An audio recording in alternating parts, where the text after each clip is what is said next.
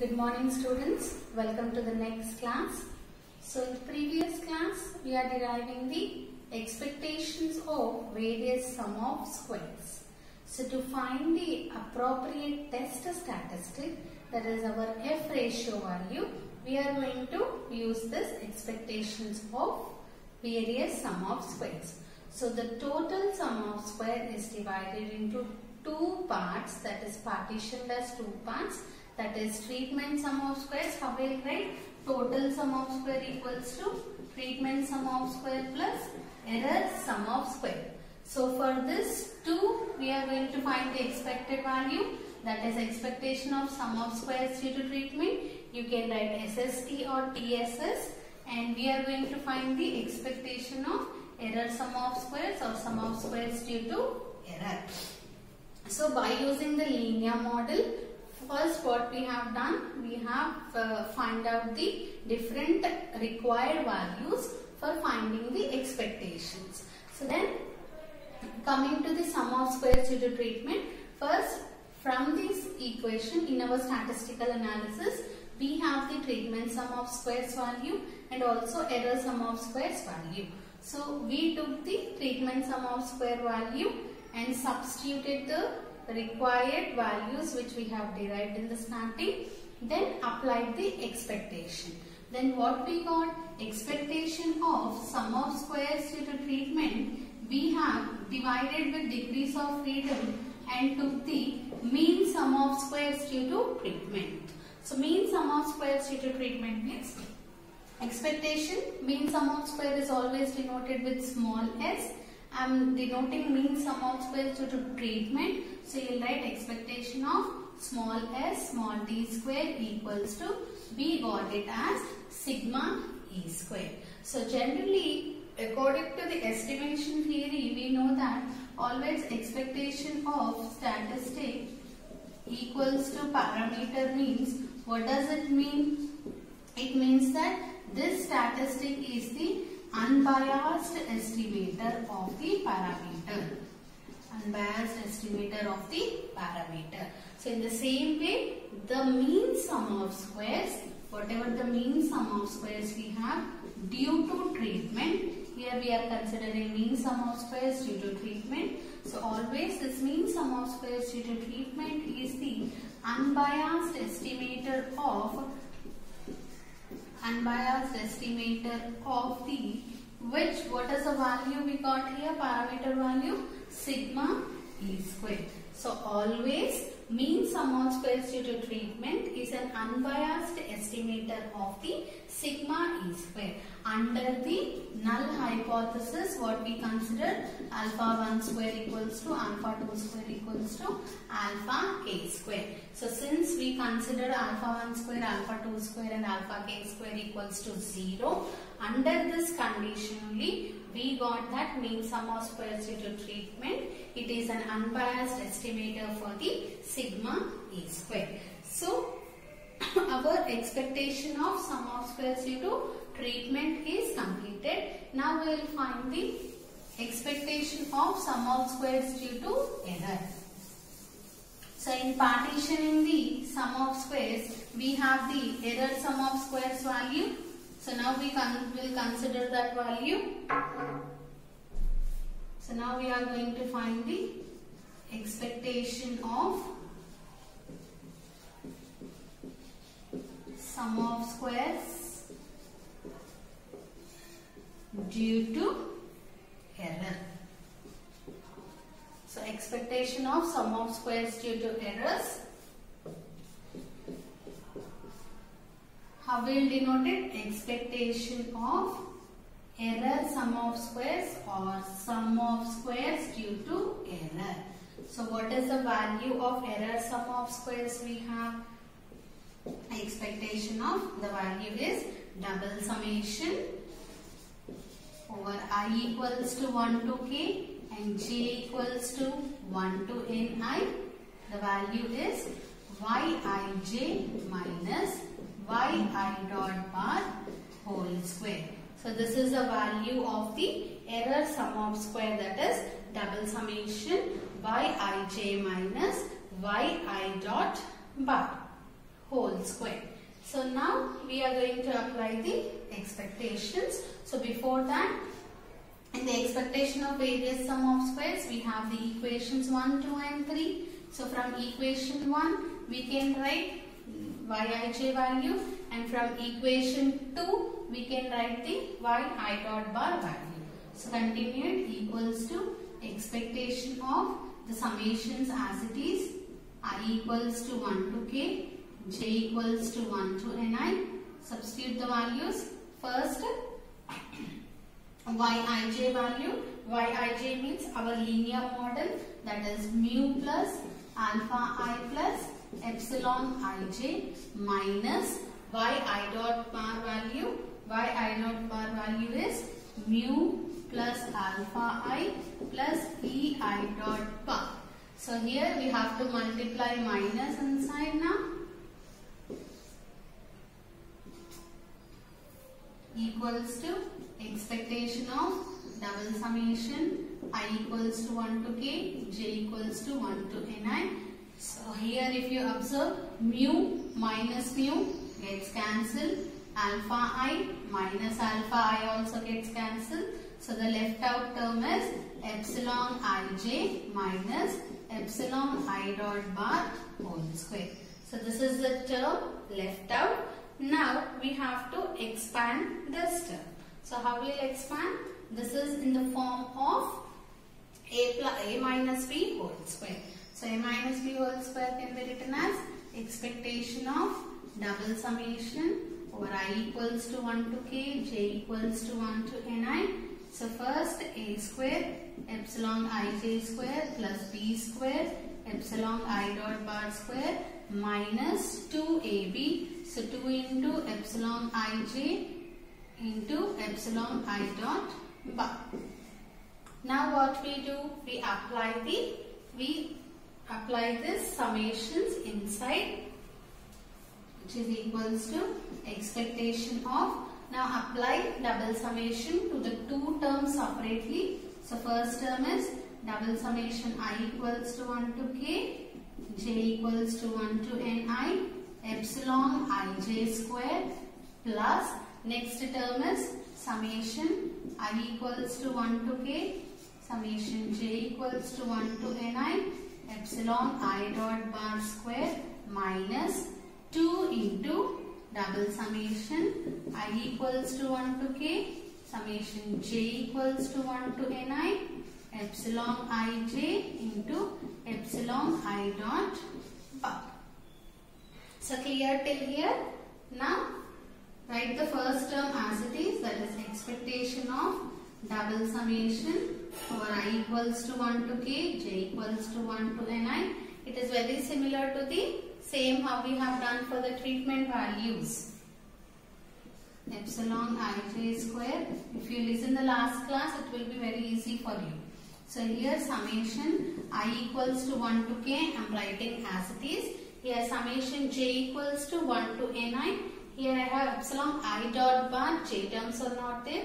So summation over j equals to 1 to ni is total ni terms. So here in place of summation j, I can write ni epsilon I dot bar square minus 2 into summation I equals to 1 to k, you write as it is, and we have the formula summation.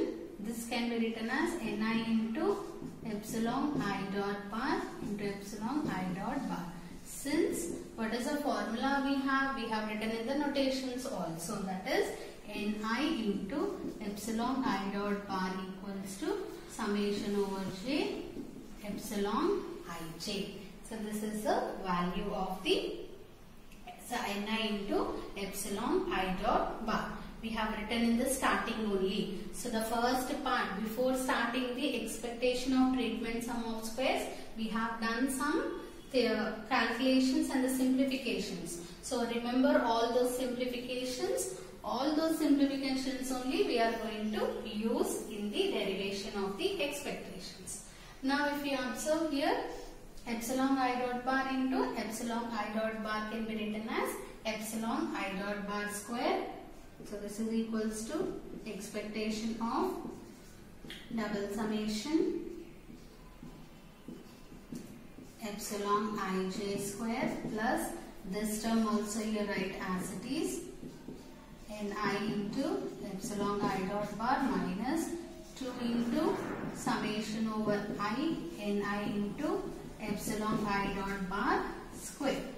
Now if you observe, these two terms are similar, plus summation I ni epsilon I dot bar square minus 2 into summation I ni epsilon I dot bar square. So minus 2 plus 1 is minus 1. So you will be getting here the term as expectation of double summation I equals to 1 to k, j equals to 1 to ni, epsilon ij square. So here plus 1 minus 2 is minus 1. So minus summation I equals to 1 to k ni into epsilon I dot bar square. So this is the expectation of sum of squares due to error value. Now we will apply the expectation for these two terms. So copy till here.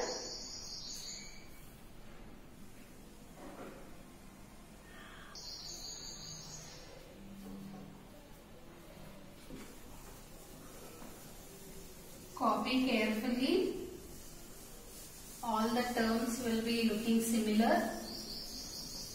Put all the dots, epsilon I dot, ij, everything you write neatly. Expectation you denote with capital E and epsilon you write properly.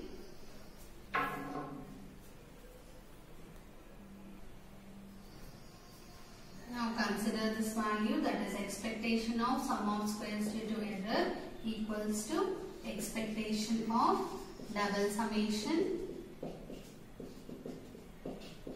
epsilon ij square minus summation over I ni epsilon I dot bar square. Now apply the expectation for these two terms.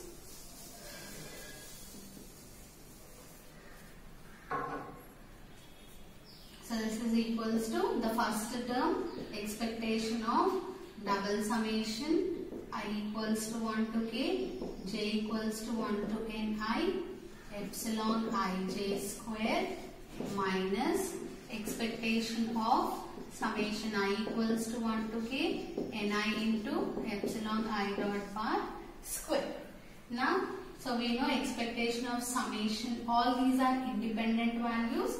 So expectation of summation of the variable will be equals to summation of I equals to 1 to k, j equals to 1 to ni, expectation of epsilon ij square minus, similarly here also ni is constant. So expectation of summation of a independent variable equals to summation of the expectation. So remember how we will write this one. Suppose you have expectation of x1 plus x2 plus so on plus xn. So this how we are writing expectation of x, expectation of x. So everything are independent. The squares how we have written for the variance in the same way, like that only.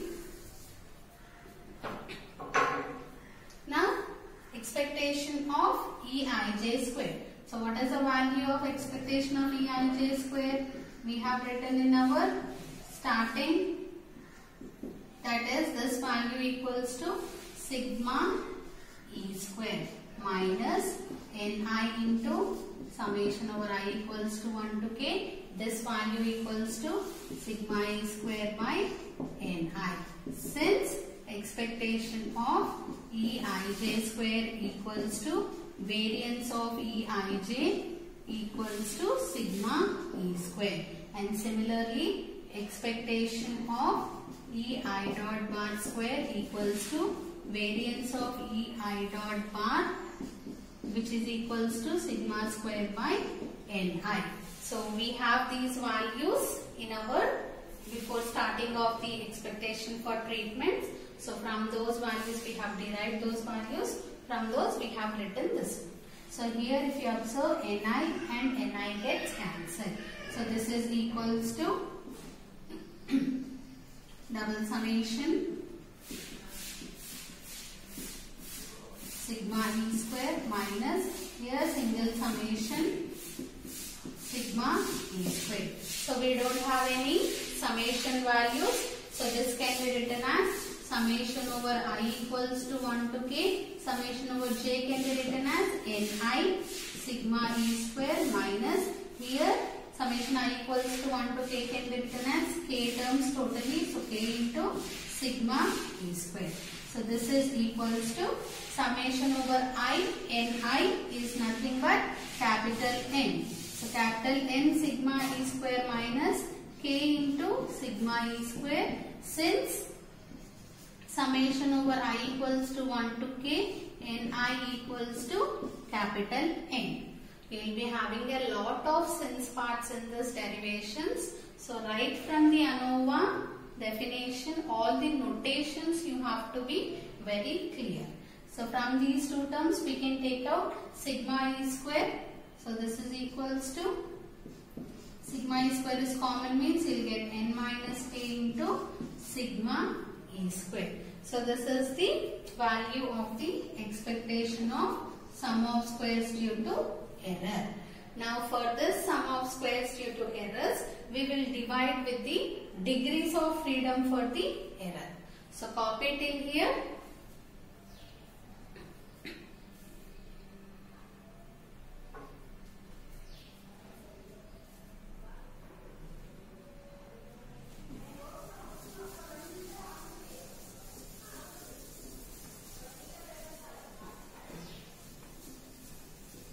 So now for this value, same like the treatments. So in the treatment sum of square expectation also, we have divided with the error degrees of freedom. So for treatments, the degrees of freedom is k minus 1. So we have divided with k minus 1. So for errors, what is the degrees of freedom? For error, the degrees of freedom is n minus k. So now we divide with the degrees of freedom. We divide with the degrees of freedom for error, that is n minus k. So what we will get? Expectation of sum of squares due to error divided by its degrees of freedom n minus k equals to n minus k into sigma E square by degrees of freedom is n minus k. So here n minus k gets cancelled. Expectation of sum of squares divided by its respective degrees of freedom. What does it mean? Mean sum of squares. So you can write here mean sum of squares due to error equals to sigma E square. So it's always sum of squares divided by its respective degrees of freedom is nothing but the mean sum of squares. Here we have sum of squares due to error and we are dividing with error degrees of freedom only. So it is called as the mean sum of squares due to error. So how you denote the mean sum of squares? Expectation of mean sum of squares is denoted with always small letters. Here due to error, so in suffix we write E. So expectation of small se square equals to sigma E square. So here also if you observe, expectation of the mean sum of square due to error equals to sigma E square. So that we can conclude that therefore mean sum of squares due to error, that is small se square, is the provides the unbiased estimator, provides the unbiased estimator for sigma E square. So for sigma E square, the unbiased estimator is small se square. So from the expectation of sum of squares due to treatment also, we got the same thing, that is mean sum of squares due to treatment is equals to the sigma E square only. So therefore we conclude expectation of mean sum of squares due to treatment equals to expectation of mean sum of squares due to error equals to sigma E square. So both are the unbiased estimators for the sigma E square. Now this one, we generally, what is the test statistic? We write ratio of the two mean sum of squares, that is f value we are going to write as st square by se square, right? So that is the f ratio, that is variances ratio we have considered. So under h naught we can write generally like this, or under h naught, generally under h naught, otherwise we write it as expectation of small st square is greater than expectation of small se square. So under h naught means, what is a h naught? There is no significance difference between treatments, that is alpha 1 equals to alpha 2 equals to so on alpha k. So if you observe that one, treatments will be greater than the error values. So expectation of st square is greater than expectation of se square. So hence under the test statistics for h naught. Now under test statistics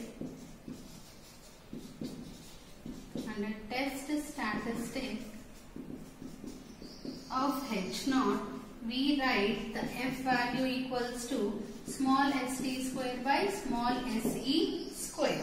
So now this value is provided by the variance ratio of this value. So if h naught is true, if your h naught is true, f should take the value, f should take the value 1. So whenever f value is equals to 1, then h naught is true. If you consider the test statistics like this, that is expectation of st square greater than expectation of se square, then whenever h naught is true, your f value, f ratio value should be equals to 1. Otherwise it should be greater than 1. Otherwise it should be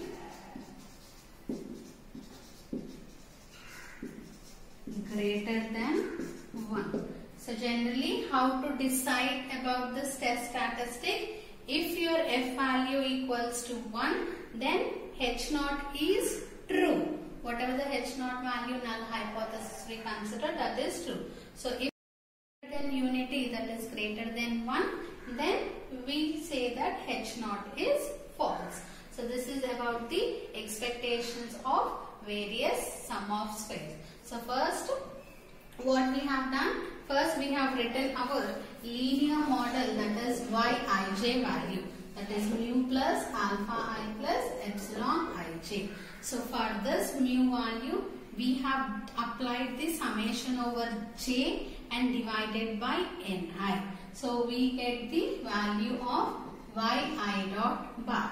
Similarly, next we have applied double summation and divided with capital N. Then we got the value of y double dot bar. So in sum of squares we have these values, that's why we have written these values. Next, all the error values we want. So first main thing you have to remember is error follows normal distribution with 0, sigma e square. That means expectation of Eij equals to 0 and variance of Eij equals to sigma e square. So the main thing you have to remember is this part. So if expectation of Eij equals to 0, obviously expectation of E double dot bar also equals to 0. Expectation of Ei dot bar also equals to 0. So but we don't know the variance of E double dot bar and variance of Ei dot bar. So if I consider so by considering the variance formula, that is variance of Eij equals to, generally we write expectation of Eij square minus expectation of Eij whole square. So by this condition, we are going to find the variance of Eij. So we are going to find the expectation of Eij square value. We already know this value, sigma E square equals to expectation of Eij square minus this value is 0. So from this we got the expectation of Eij square value.